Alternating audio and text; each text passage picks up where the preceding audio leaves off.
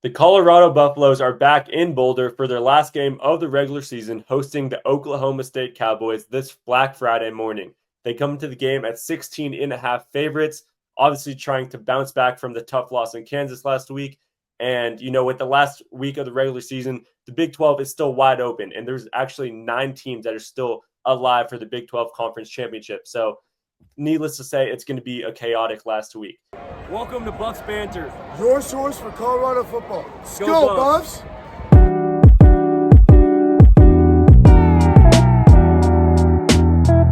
Before we get into the preview, welcome in everybody to Buffs Banter presented by Believe Network. My name is Dean Frank. I'm here with my co-host, Oscar Gonzalez Moore. Like we've been doing every single week this regular season, previewing and recapping every single game.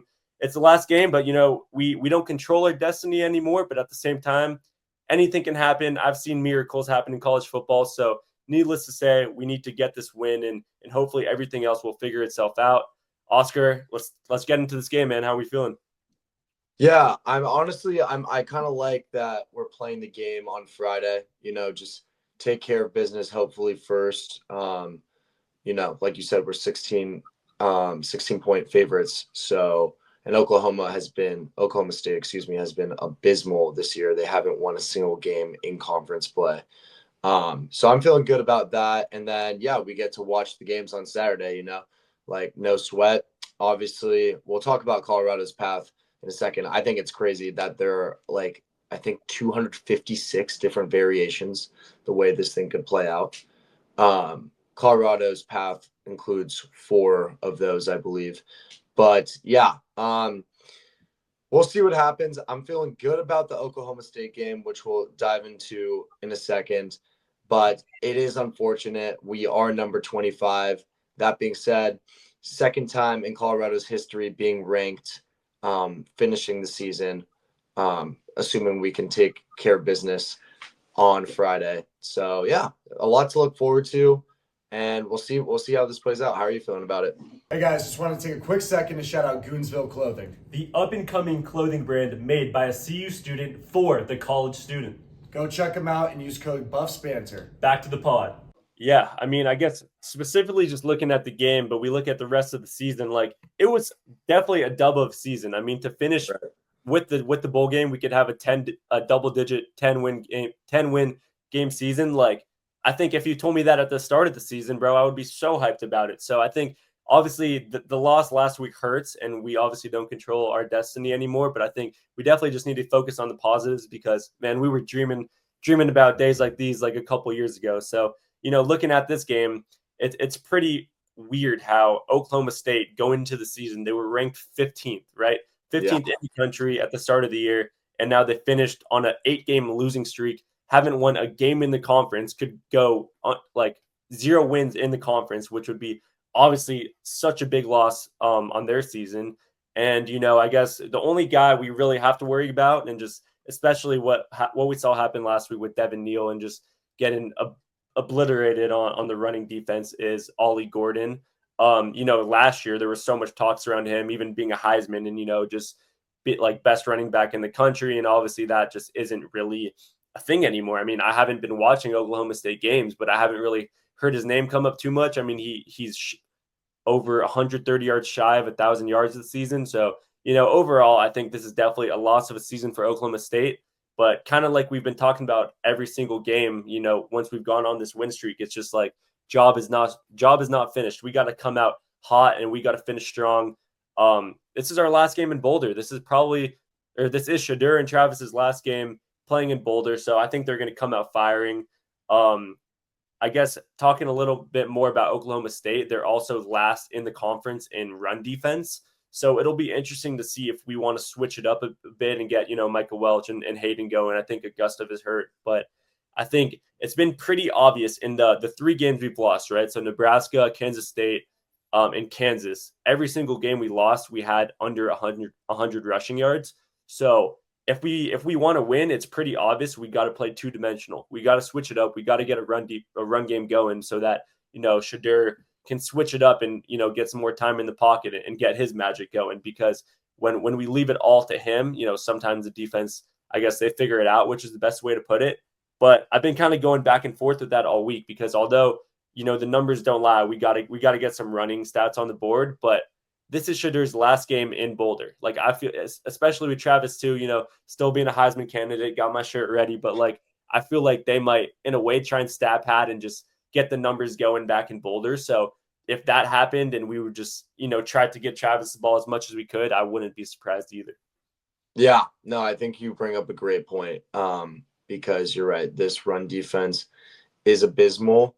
And like I said last week, hey, maybe this would be a good time to figure out who an RB1 option is looking like next year, assuming we don't get any crazy ballers in the transfer portal, which I'm not ruling out either, to be honest. But yeah, I honestly think I would not be surprised if they do a little bit of stat padding here, just because Trav does have really good stats, at least on the offensive side of the ball. Defensive, those aren't really showing up because he's just been locking down, and like Dion said, a cornerback isn't going to have stats if they're playing solid defense. But yeah, I think Travis is sitting at a healthy number right now with a little bit over 1,000 receiving yards, 82 receptions, and 11 tuds on the offensive side of the ball, which is great, but it can't hurt. You know what I mean? And I think he is going to win the Heisman.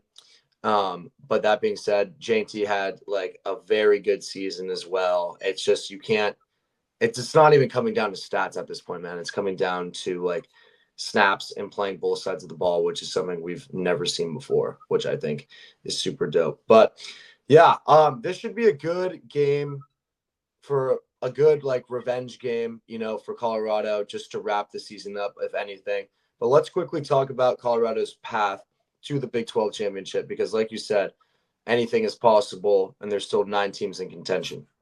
So I think personally, the easiest way for us to make it in is we win, a BYU loss, and a Texas Tech win. And they're playing West Virginia. Texas Tech is, and BYU is playing Houston. And we've seen Houston kind of like scrape these bigger name teams down to the bottom, like they've gone into some close games, and feels like it was recently BYU is playing roulette with their chances to make the Big 12 championship. So that's my most feasible way. But we also have all these come with a win. So a win, an Arizona State loss, and an Iowa State loss, an Iowa State loss and a BYU loss, or an Arizona State loss and a BYU loss. So we're pretty much sitting in 4th right now, I believe. And we just need a little magic. And any of these things could happen, Arizona State is playing Arizona. They haven't been the team we've expected them to be this year either, but that's also a big rivalry game, And, Iowa State has been in some close games as well. So really anything could happen. But what we need to worry about right now is taking care of business at home, at Folsom, one last time this season. And yeah, we could end up being a 10-win. Even if we don't make the Big 12 championship, we could still end up being a 10-win team this season, which would be awesome. You know what I mean? Like you said, such a big milestone. So exactly. And I was listening to the Coach Prime press conference this Tuesday, and the way he kind of put it was like, we're just focused on the win.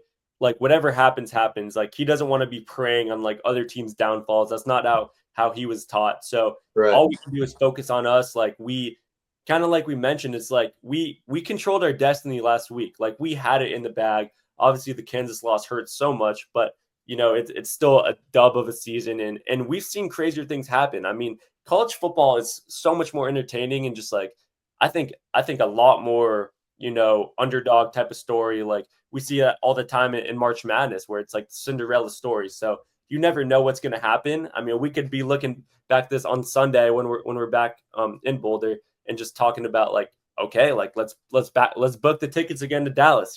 I would put it at about maybe like a 20% chance of it happening. But I mean, what were the chances that we were going to have double-digit wins at the start of the season? What were the chances that Coach Ram could be winning Coach of the Year? What were the chances Travis was going to win Heisman? What were the chances Shedeur was going to go first in the draft? Like I feel like this team definitely, as the underdogs, like we've just been able to, slowly win by win and chip off just like smaller milestones that I wouldn't be too surprised if this goes in our favor. I mean, like you mentioned, I think our best chance is Iowa State lost to Kansas State, along with the ASU loss to Arizona, and obviously that comes with a win. So we're going to be watching closely to that game, but I guess just on our own, being the last game in Folsom, like what are you expecting? I know we talked a little bit about Travis going off, but what are you expect? How are you expecting this run defense to bounce back? How are you expecting our offense to, like it's tough because that Kansas game, for someone who hasn't watched a Boulder game all season, it wasn't, I mean, it was completely opposite of what you'd expect. We only had 21 points, but at the same time, it's just because our offense wasn't really able to get on the field. I mean, we only had 20 minutes to their 40 minutes of playing time. So I think our offense is fine. I think I'm expecting, close to a 40-point game. I mean, I'm not scared of their defense at all. It really comes down to, can we stop Ollie Gordon? Can our run defense bounce back and show why we were ranked so highly before the Kansas game? Yeah, 100%. I'm expecting a big bounce back. I really hope Sap and Prime have these guys like dialed in. Like Dion said, it's a tough time right now because everybody's families, I guess, is like coming for Thanksgiving, and that's great and all, but like the last thing we want to do is like soften these men up, you know what I mean, before this big game. And anyways, I honestly don't even think they need that reminder, or like they'd let like some like family members come in and distract them from the job that they're doing, because like that was embarrassing, you know what I mean, letting Devin Neal do that to us after we've been talking about this defense in such a high regard as of recent weeks. It was like every single week we were listing another guy, another dog, and then we just missed like over 20 tackles, I think it was, that game. Like it was ugly. So I'm expecting them to bounce back. That being said, this is a good running back. Like you said, he was in Heisman contention last year. So we can't discount that. And just because Oklahoma State has had a bad season, like they were ranked before the season started for a reason. Like Mike Gundy is a hell of a coach, former OSU player himself, and they brought so many guys back. You know what I mean? Like teams like that, I feel like there's a chance they can just flip the switch whenever, especially with a team like the Colorado Buffaloes, like you said, and continue to say, where everybody's Super Bowl, and I feel like that adds just like a little chip on everybody's shoulder. This is not just like a regular ranked team. It's the Colorado primetime Buffaloes with Shedeur Sanders and Travis Hunter.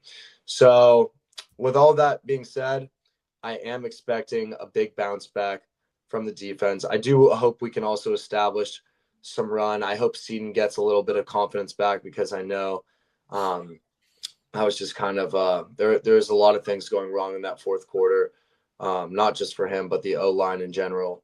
So we just need to find some fluidity going into the end of the season, because next season, I mean, I don't want to look too far ahead, but it already looks super exciting. You know what I mean? With Juju being on the team, I think we might get some other big name guys too. A lot of people decommitting from USC. Sorry, Lincoln Riley, but hey, Prime is the place to be. Boulder, Colorado. But yeah, I really just want to see some sort of structure, I think. And I think that's not too much to ask for. And yeah, maybe, if we're blowing them out, see some of the younger guys play. I know they'll probably have a good chance to play either in the Big 12 championship or the bowl game, depending on where we end up. But yeah, that's kind of what I'm expecting to see and what I hope to see as well. Yeah, I guess another thing, which I remember we talked about like a bunch of pods ago, but Coach Prime also said that Shedeur and Travis are both going to play in the bowl game. So I think that's something to look at. I mean, really? Yeah. So, yeah. I mean, it's a big deal. That's not like, I don't think that going? It depends where. Like, I don't know when that comes out, because the cool thing too is like, I believe that would happen after winter, like winter break, and like Juju is going to be in Boulder by then. Like these new recruits are going to be practicing already with the team. So it'll be cool seeing like the double connection there, and just like playing for past a regular season game, which obviously is huge. I mean, we haven't had a bowl win in forever. So, just for final predictions, I mean, this is the Buffalo's last home game of the season. I'm expecting Shedeur to be firing. I'm expecting Travis to, keep stat padding isn't the right word, but, keep putting statistics to keep him at the top there with the Heisman contention. I'm expecting I'm gonna say it again. I said it once earlier in a podcast and it didn't happen. So it's not like I'm saying it every single week, but Travis Hunter pick six. It's gonna happen. Like it's just gonna happen. We're due. You're right. And We are when it due. happens, like I'm gonna just say I told you so because I'm expecting it to happen. But we're 16.5-point favorites for a reason. There hasn't really been too many games this season where we have been favorited by this much. I feel like a lot of the games have been within a touchdown or not, even when it was, Texas Tech or, maybe that was a little more. Anyways, like 16.5 is a lot of points. So I think Vegas is expecting a blowout. I'm expecting, something like say like a 42 to like 21 type of game. I think it won't even be close. And I think Shedeur is going to go for 300, 3 touchdowns. I think it's going to be like the game we would expect to see as a Boulder fan. And just watching, it's going to be a great game to close out the season, right? And then I'm excited to see what happens in a bowl game and Big 12 playoff contention, whatever. Like whatever happens. I mean, my future bet is still there. I don't know what the odds are. Probably should have cashed out when I could have, but yeah, I'm still hoping for the best. So we'll see Friday morning. I am kind of excited that it's just like the only game happening, and then Saturday we can just sit back and watch and be, I guess, less stressed because in a way we don't control our destiny anymore. But pretty much, yeah, stop Ollie Gordon. See if we can get our run defense going.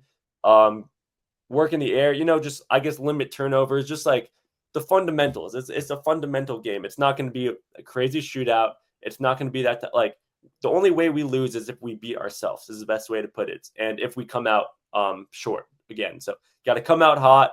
Black Friday morning. I'm excited, man. And then I also wanted to shout out our basketball team too. I appreciate y'all if y'all listening 16 minutes in, but Boulder basketball, baby. I mean, after losing, 3 stars to the NBA last year, De Silva, KJ Simpson, Cody Williams. I mean, we miss y'all heavily, but for this team to beat UConn, the back-to-back Natty champs, are you kidding me? Like, I don't think anyone expected that. It was plus 800. Like we're playing Iowa State right now, which I gotta turn on after this pod, but just it's fun. I mean, right now. It's crazy that like we were, I was at the game earlier. Are we getting crushed?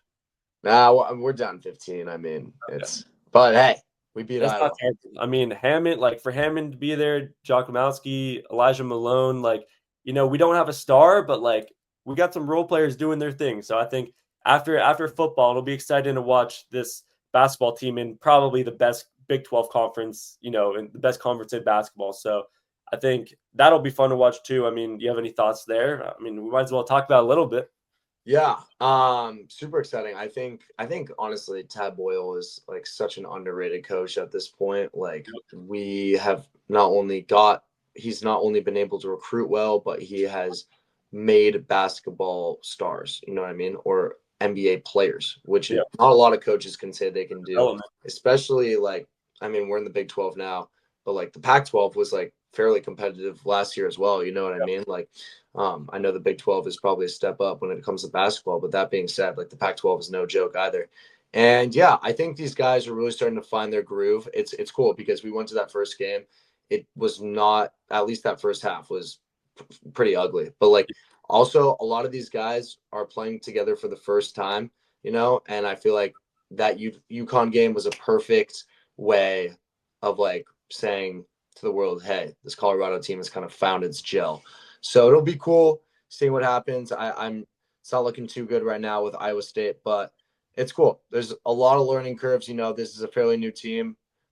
Definitely not counting them out of March though. Like I'm excited, and there are March Madness games in Denver. So we got to go to that either way. Yeah, but sweet. Okay, you want to give a little final prediction score wise for Oklahoma State? Yeah. I got them. I got Colorado winning like 30. We'll go 35-20. I just don't see Oklahoma State doing too much once we get out in front, because they're probably not going to be able to run the ball that much. And that's when we thrive as a team, as a defensive unit. That's when Travis will get his pick six, when I'm blanking on the last name, Alan Bowman, excuse me, will just be thrown it into Travis Hunter land. But yeah, I think it should be a fairly confident win. Notice though, that's only a 15-point win So I'm staying away from that spread. I don't know. I don't like it. Yeah, no, I'm staying away too. We can't even bet out here in Cali, so Yeah. maybe it's better. I don't know. All I know, appreciate y'all for tuning in. It's been a ride. Make sure to follow us on Instagram. We'll still, we won't be at the game live, but still should be, whether it's at a watch party or whatnot, giving some reactions and just hoping for the best. Let's finish this season strong, and then as we head into a bowl game, hopefully we're seated at the top, and whatever happens. We've seen crazier things happen. Let's go Buffs. Last game of the regular season, man. It's been an awesome season. I think we'll do another podcast just reflecting on like every single game. But for now, let's beat Oklahoma State. Let's go Buffs. Let's go Buffs, baby.